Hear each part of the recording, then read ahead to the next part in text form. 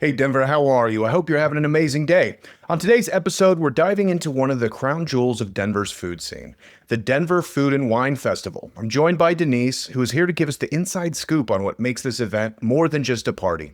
You're going to hear about 2,500 food lovers gathering downtown, 50 top restaurants, award-winning chefs, Michelin star talent, craft cocktails, and yes, a whole lot of wine. But what makes this festival really special is that every ticket supports the Colorado Restaurant Foundation, helping thousands of local restaurant workers with scholarships and mental health resources, and emergency grants. So if you love Denver, love food, and want to support the people who make our restaurant culture thrive, this episode is for you. Denise is going to walk us through the events, the tasting, the VIP perks, and how you can win $600 worth of tickets to the grand tasting. Stick around, you won't want to miss this one. This episode is brought to you by Kitcaster. Founders, listen up. You've built something incredible. Now it's time that the world hears about it. That's where Kitcaster comes in. We book entrepreneurs on the world's top podcasts, shows that put you in front of thousands of ideal customers, investors, and partners. Since we started, Kitcaster's booked over 15,000 interviews for more than 800 clients, creating millions in revenue, millions of followers, and millions of dollars raised. The best part, you don't have to lift a finger. We do all the heavy lifting, finding the right shows, pitching the hosts, and making sure your story is told in your voice. So if you're ready to turn conversations into conversions, head over to kitcaster.com and apply to be a guest today. Podcast interviews are the most powerful way to grow your brand, and Kitcaster is how you get there. That's Kitcaster by Moburst. What's good, Denver?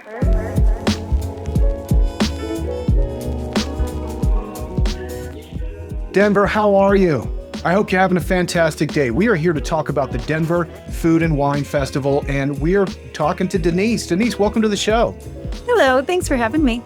Absolutely, it's a pleasure. So, Denver Food and Wine Festival is kind of like a crown jewel of Denver food festivals and has been for a long time. It is beginning next week. So. Right now, we're talking on Friday, right before it kicks off. And the dates are September 3rd through 6th at the Tivoli Quad, downtown in beautiful Auraria, Colorado. So give us a little introduction to the event and what people can expect this year. Oh my gosh, my pleasure. All I do right now is eat, drink, and think and breathe Denver Food and Wine. So it is actually the biggest annual fundraiser for the Colorado Restaurant Foundation.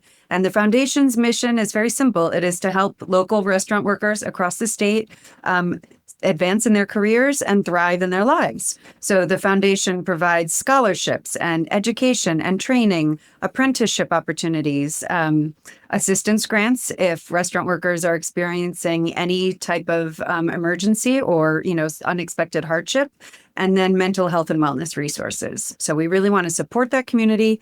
And if you participate in the festival in any way at all, you are helping support those people that, make our communities what they are. Fantastic. I love that. In me coming up, the restaurant industry was a crucial component of me finding my career and particularly in the beginning. What I love about the restaurant industry is it's full of creative people. In a former life, I was a touring and recording musician, and working in restaurants, it was able to kind of facilitate that I don't want to call it a career because a lifestyle. Local music isn't necessarily the fulcrum of commerce, but that kind of lifestyle, so, exactly. Early Denver spots that were very kind to me, a restaurant called Piccolo's that used to be down on Evans Street. Amazing. And then Dazzle, of course. Dazzle was an incredible home for me. I had the true honor to build the jazz program at Dazzle and really transition it into one of the top 100 jazz clubs in the world today. And, incredible. Yeah, absolutely incredible. And all the people I met are still dear friends of mine. I mean, there's something that happens in a restaurant that creates like a tribe almost. It's the people. I mean, I got my first restaurant job. I was growing up in Buffalo, New York, so I wasn't here. But in a restaurant, I was 15 years old, and I worked front of house in that first job, back of house in that first job. I was a little short order cook. I made some hoagies, but I worked front, back, always. And anytime I moved to a new city and I didn't feel like I had, I was having a hard time forming a community, I got a restaurant job. It is all people. And most festivals do not have a beneficiary like this. A lot of food festivals are just, they're really fun, but they're kind of for-profit enterprises. This entire festival is a fundraiser for the foundation, which again helps those workers just like you and I were, who are working really hard to make sure that you have a great, third space to go and do work at a coffee shop or go out and celebrate something or just not make dinner because you're tired. 100%. And, like us, working in a restaurant, one thing I can say with certainty is all of us need mental health help. It goes with the territory. Amen. So be it. I'm kidding, but it is really cool that this is such an honorable beneficiary. Say their name again.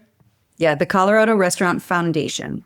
Incredible. You'll see signage for it, all over the festival. But we should get to the fun part, right? So the festival itself, aside from being, all supporting a really good cause, starting on this coming Wednesday, we are going to have a lot of fun down on that Auraria campus. On Wednesday, September 3rd at 6 p.m., we have a Riedel wine glass seminar.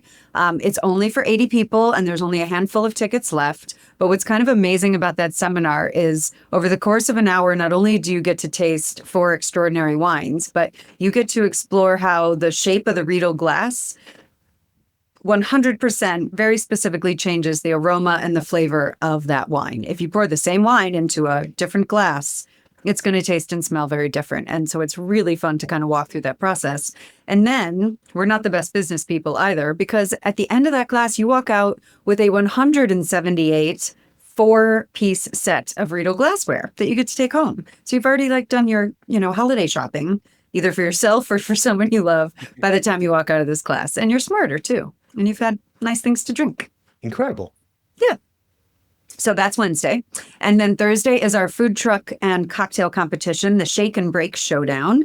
It's at 7 p.m. It's more of our evening event, again, on the Tivoli Quad. And we have 8 food trucks coming and 12 different bartenders from across the city, the Front Range, coming to compete against each other in a friendly way. So you get to taste all the cocktails and vote on your favorite. You get to taste all the food from all the food trucks and vote on your favorite. I've never been able to eat all the food at that event. It's really, really fun. And throughout the event and the culmination on Saturday, the 6th that I'll tell you about, we have Colorado ProStart high school students working the event, helping the professional chefs, the food trucks, the bartenders, do what they do. I mean, they can't touch alcohol because these are high school students. However, they help all the chefs prepare their food and serve it, which is really amazing, real world experience for kids in ProStart, which is the foundation's culinary and event management kind of entrepreneurship and business training program. And we have over 2,300 kids in this program across Colorado. Incredible. That's great. Yeah. So it's super fun. So that's a really fun event. Music, of course, and games, but all the food and drink from all the food trucks and all the bartenders. And then we take Friday to set up. We have an auction. It closed on Wednesday, so it is no longer available. But just for future notice, we activate a bunch of restaurants across the city on Friday through an auction. So you can auction for really fun dining experiences. But skipping past that, on Saturday the 6th, we have the Grand Tasting, which is the culminating event of the festival. 2,500 of your dearest new friends will all be on the quad, and there will be 50 restaurants there and more wines and spirits from Southern Glaciers than you can consume. Please don't try to drink everything on site. I don't even think you should try to eat everything on site, but, I leave that to you. And it's super, super fun. We have more activations than ever this year. We have 360 camera opportunities. We're going to have music. We're going to have games. There's going to be a lot of swag. It's going to be really fun. Amazing. Now, there's about 25,000 subscribers to this newsletter, Real Good Denver, and podcast. And what they all have in common is that they love Denver and they love events. Who is this festival for? Who is a good person to come down and check out the Denver Food and Wine Festival? Please know you have to be 21 or over. Even if you are over 21 and you bring a baby in a carrier, we cannot allow you to come in with that baby. So just because of our event liquor license, you have to be over 21. But if you are, and you like good food and drink, then this festival is for you. It's from noon to 4, I should have mentioned. So it's a nice, fun daytime kind of brunchy feel to it. It should be, hopefully, nice and sunny. And it's just a really fun time. You get to wander through all these tasting tents. You get to go up to all the different, beverage sponsors and try all the things that they have in store for you. Get to play games, get to see your friends. It's really fun. Yeah. So essentially, if you like to eat and drink and you're over 21, it's for you. Yeah, and it's great because the event really attracts like the restaurateurs, and it attracts the chefs, and it attracts the sommeliers. It really becomes kind of a mixing place for the whole industry, right? You're going to see some of the best bartenders in the city there.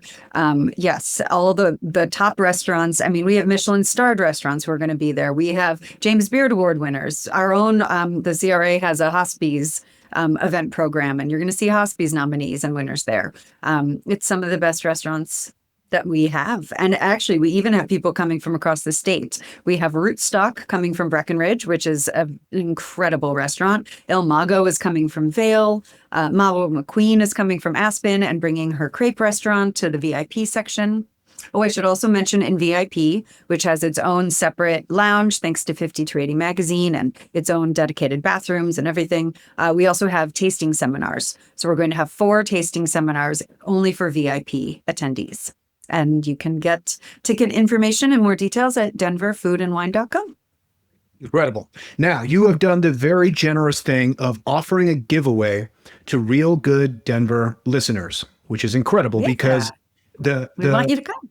I love it. The grand tasting VIP tickets were about $300 a pop. Yeah, there.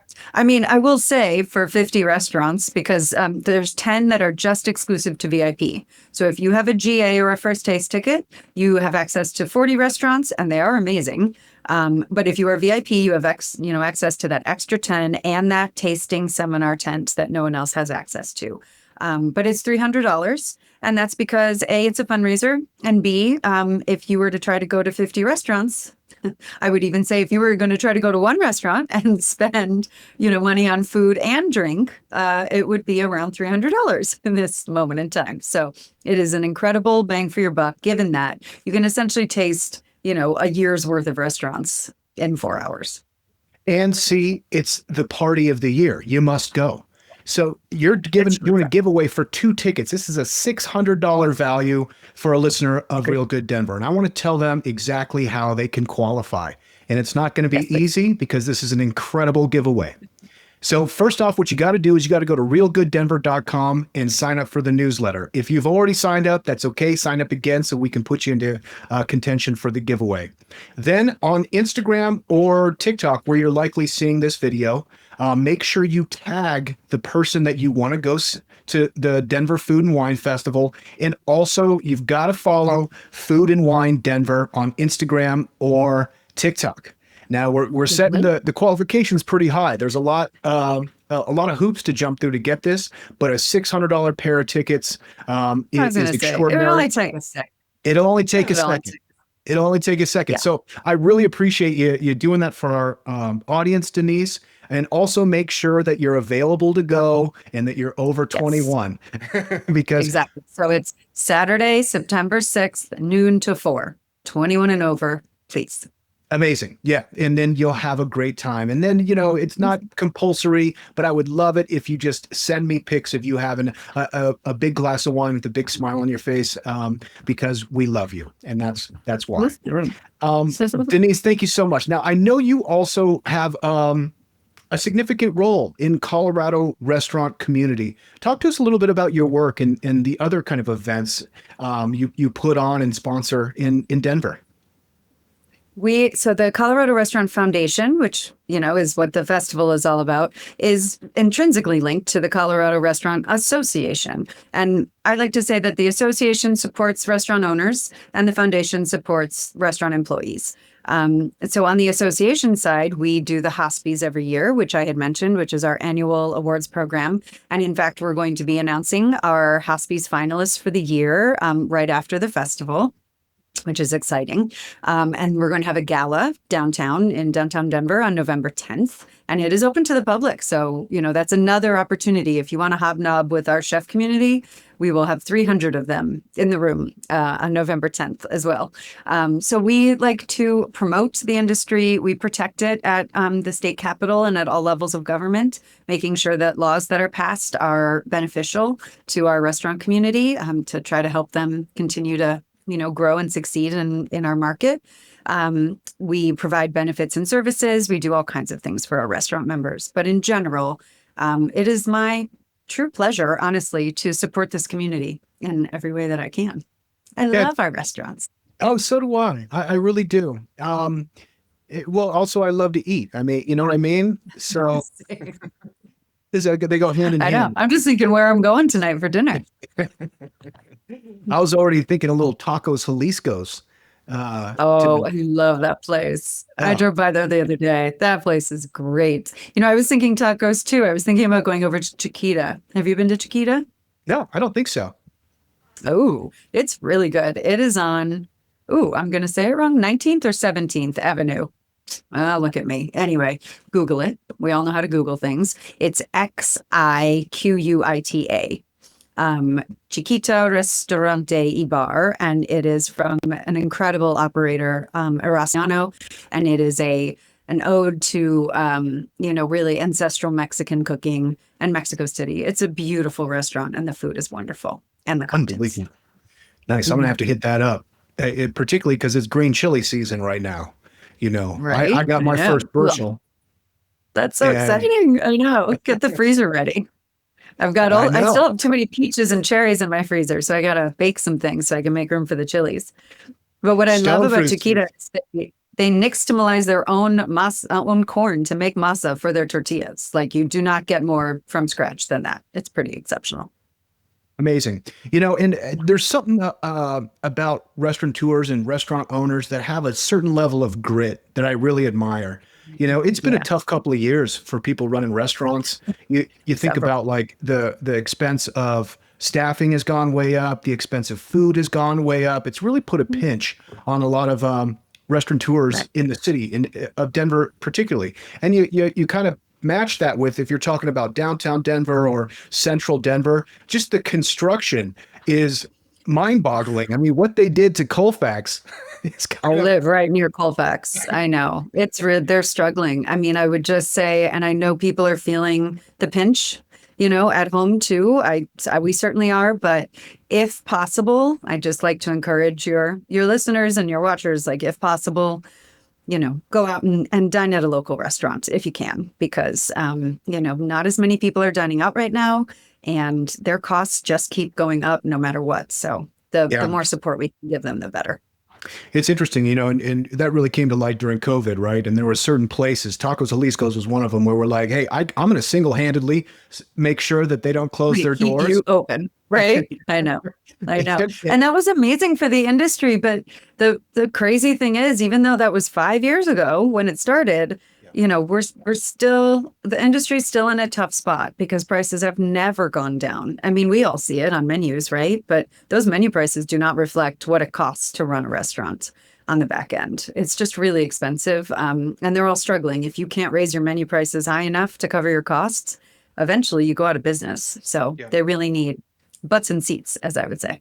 100%. It's kind of a double-edged sword too, because COVID, what we did is we got the ability to like take out giant buckets of margaritas, which was pretty cool. Remember? I know. And it's permanent. You can forever. And it also like really kind of got people comfortable with either like your Uber Eats or just like pickup, so now you go to a restaurant and oftentimes like half the tickets that are coming through there are people that are getting delivered somewhere else, which has to have been a great revenue stream for a lot of local restaurants. Oh, a totally great stream, but it also has changed the model a lot, and where restaurants, or the sector that is still struggling the most, is the full service, mainly in-house dining. So if you have a counter service or a really easy to go kind of operation, then you can spread things out and make things work a little easier. If you're a more traditional sit down place and you don't want your prices to be too high, that's why we've lost a lot of our diners in the last few years. Like that casual, not too expensive, but full service where someone comes to your table, takes your order and all that. That's a really hard model to make work right now. Yeah. So go to all of those restaurants if you can. 100%.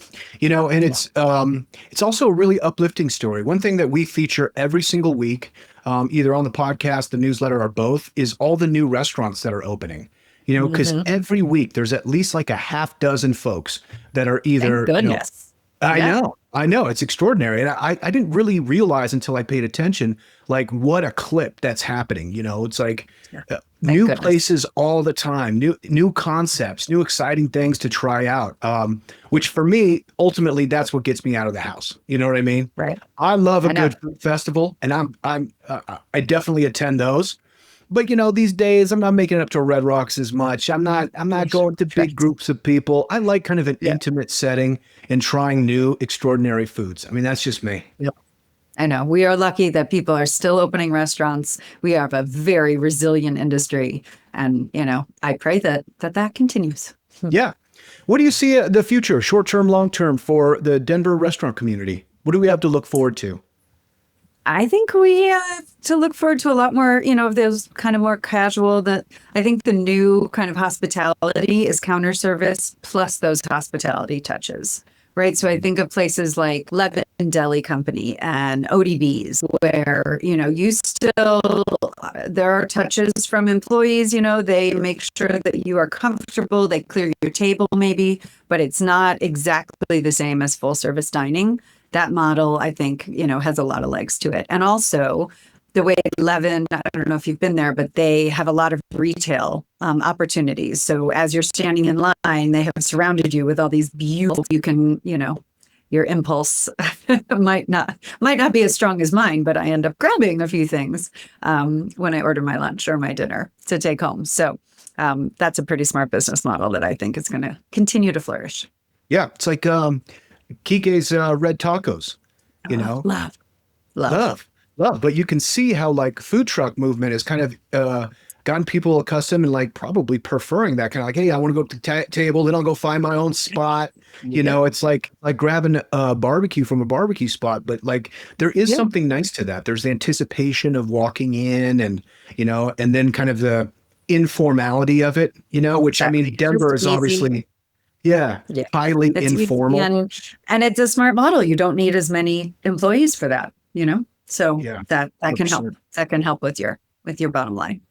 Amazing. Now I know you're a local organization, but I'd love to get your opinion on a national affair, and that is this Cracker Barrel logo issue. Have you been following this? I'm aware that they went back to the old logo.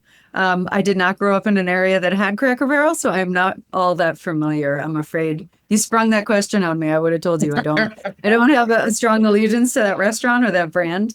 As a marketing person, I felt bad that they probably put a lot of work into that and then had to roll it back, but they listened to their customers, and that's what you have to do. Well, and ultimately, it's probably the marketing play of the year. I know. Certainly got a lot of attention out of it, didn't they? Yeah. I hadn't thought about, chicken fried steak in some time, but suddenly I'm like, maybe in the mood, aren't you?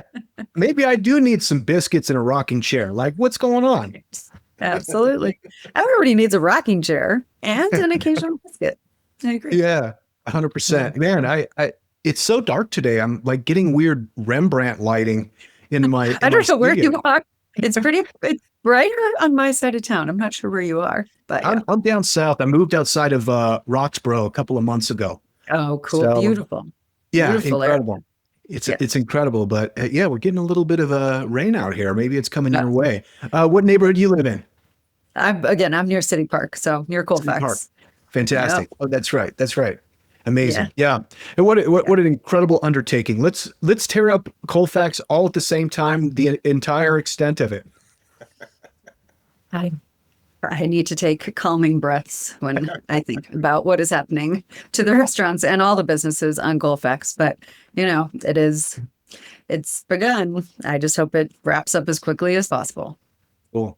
Denise, I really appreciate your time. I know you're on a whirlwind tour promoting the Denver Food and Wine Festival again, which is September 3rd through 6th. We'll probably be publishing this podcast on Monday. So it's like, hey, what are you doing this Perfect. weekend? Denver That's Food and perfect. Wine Festival, let's get That's it what done. you should all be doing. Yeah. And hope. just another thank you too, just to the Colorado Restaurant Association, the work that you guys do to support restaurants. This podcast is really all built about a celebration and positive energy and enthusiasm for Denver events and food and culture. So, any way that we can support you, we're here for you. Amazing. Well, then I'll come on again. I just invited Absolutely. I myself. can't wait to see you again, Denise. Thank you. Thank you so much.